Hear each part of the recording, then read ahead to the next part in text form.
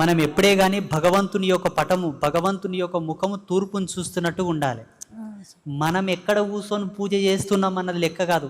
5 నిమిషాలు మనం కూర్చొని పూజ చేస్తాం, ఓ 10 నిమిషాలు కూర్చుంటాం.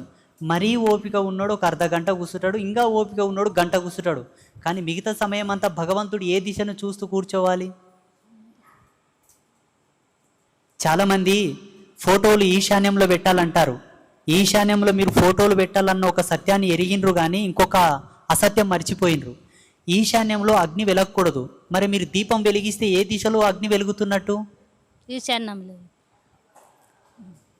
భగవంతునికి దీపం పెడతారు కదా, ప్రేమ ఉన్నోళ్ళు ఒక 1/2 కేజీ క్వాంటిటీ ఉన్న దీపం పెడతారు నూనె.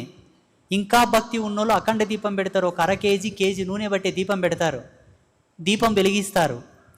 24 గంటలు దీపం వెలుగుతుంది. ఏ దిశలో అగ్ని వెలుగుతున్నట్టు? ఈశాన్యంలో అగ్ని వెలుగుతున్నట్టు. ఈశాన్యంలో అగ్ని వెలిగితే ఇంటికి ఎంత వేద తెలుసా?